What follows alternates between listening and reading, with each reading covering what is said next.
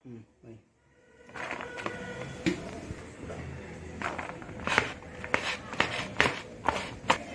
kita. Buang. Ini kita. Warna ini. Ini lembut kita. Warna itu.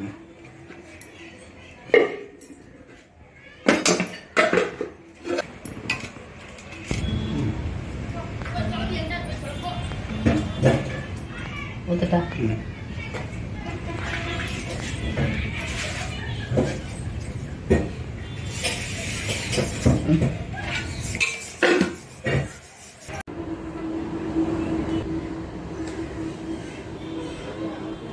மக்களே, பனை ஓலையில் பட்டை சாப்பாடு. எங்கள் பகுதி ராமநாதபுரம் மாவட்டம். எங்கள் மாவட்டத்தில் பனை மரங்கள்லாம் ரொம்ப அதிகம். தமிழ்நாட்டிலே அதிகமான பனை மரங்களை கொண்டது எங்கள் மாவட்டம்னே சொல்லலாம். எங்கள் மாவட்டத்தில் முன்னாடிலாம் வந்து சாப்பாடு அப்படின்னா இலை சாப்பாடுலாம் கிடையாது. இலைக்கு முன்னாடி எங்களுக்கு இந்த பனை ஓலையில் நாங்கள் பட்டை செஞ்சு தான் அதிகமான எல்லா விசேஷ வீடுகள்லையும் சரி, கோவில் விழாக்கள்லையும் சரி, முன்னாடிலாம் ரொம்ப கிராம பகுதியில் குறைந்தளவு மக்கள் இருக்கிற பகுதியில் ஒரு விசேஷம் கோவில் அப்படின்னா கோவில் சாப்பாட்டில் இந்த பட்டை மட்டும்தான் பிடிப்பாங்க. பட்டை பிடிக்கிறதுக்குனே ஒரு 2-3 பேர் உட்காந்துட்டு ஒரு வேலையாகவே செய்வாங்க. அப்படின்னா ஒரு பட்டையில் நம்ம எந்த விதமான நான்வெஜ் சாப்பாடும் இல்லை எல்லா விதமான சாப்பாடும் சாப்பிடும்போது இந்த பனை ஓலையில் இருக்கக்கூடிய அதோட இயற்கையான ஒரு மருத்துவ தன்மை கொண்ட அந்த ஒரு வாசனை அந்த ஒரு சாப்பாட்டுக்கு கூடுதலான ஒரு சுவையை சேர்த்து கொடுத்துரும். அப்படி பட்டை சாப்பாடு எங்கள் ராமநாதபுரம் மாவட்டத்துக்கே உரித்தான ஒரு சாப்பாடு. இன்றைக்கி இந்த பட்டையில் மீன் குழம்பு, இறால் தொக்கு, இந்த சாப்பாடு நீங்கள் சாப்பிட்டு பார்க்க போகிறேன் எப்படி இருக்குன்ட்டு.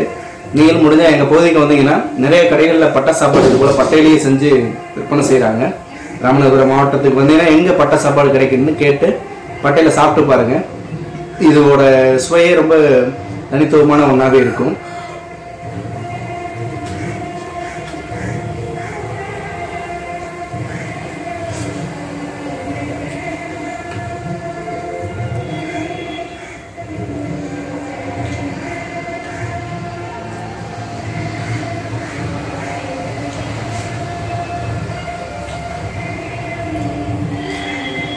கறி சாப்பாடு வந்து பட்டையில் சாப்பிட்டீங்கன்னா ரொம்ப டேஸ்டாக இருக்கும்.